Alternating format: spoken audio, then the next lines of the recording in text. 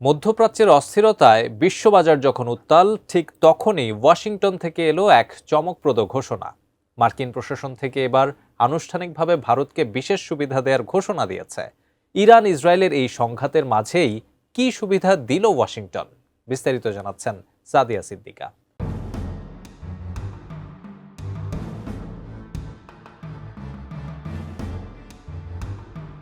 সম্প্রতি ইরানের সাথে চলা সামরিক সংঘাতের উত্তাপ যেন ছড়িয়ে পড়েছে পুরো বিশ্বে। এরই মাঝে মিত্রদেশ ভারতকে এক বিশেষ সুবিধা দেওয়ার ঘোষণা দিয়েছে ওয়াশিংটন। জানা গেছে, রাশিয়া থেকে তেল আমদানিতে ভারতের ওপর থাকা নিষেধাজ্ঞা সাময়িকভাবে শিথিল করেছে যুক্তরাষ্ট্র।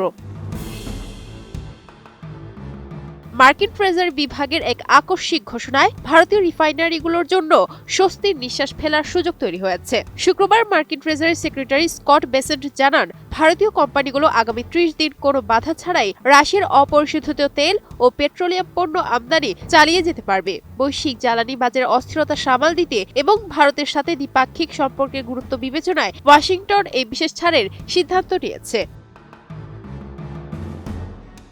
মার্কিন ট্রেজারি বিভাগের অধীন office of foreign assets control OFAC এক নির্দেশনায় জানিয়েছে, চলতি বছর ৫ মার্চ পর্যন্ত যেসব রুশ তেল ও পেট্রোলিয়াম পণ্য জাহাজে তোলা হয়েছে সেগুলো ভারত অনায়াসে গ্রহণ ও ক্রয় করতে পারবে।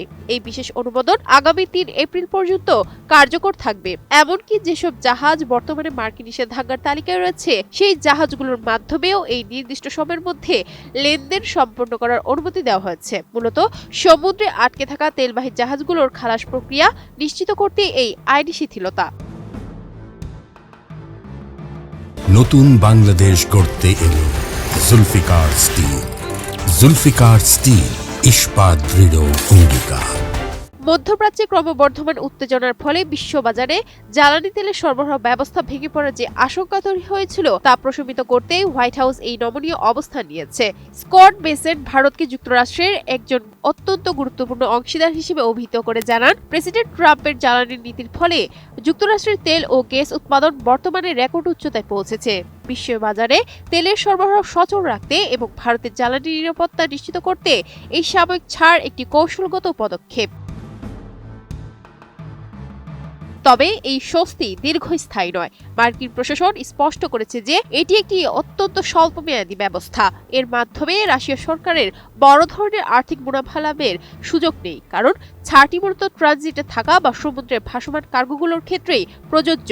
৩ এপ্রিলের পর রাশিয়ার তেল ক্রয়ের ক্ষেত্রে ভারত কি ধরনের চ্যালেঞ্জের মুখে পড়বে বা ওয়াশিংটন নতুন কোনো নির্দেশনা দেবে কিনা তা নিয়ে এখন আন্তর্জাতিক মহলে জল্পনা চলছে। আপাতত এই ৩০ দিনের উইন্ডো ভারতীয় তেল শোধনাগারগুলোর জন্য বড় ধরনের আর্থিক ঝুঁকি ও সরবরাহ ঘাটতি এড়ানোর মোক্ষম সুযোগ করে দিল। Sadia Siddika, ATN news.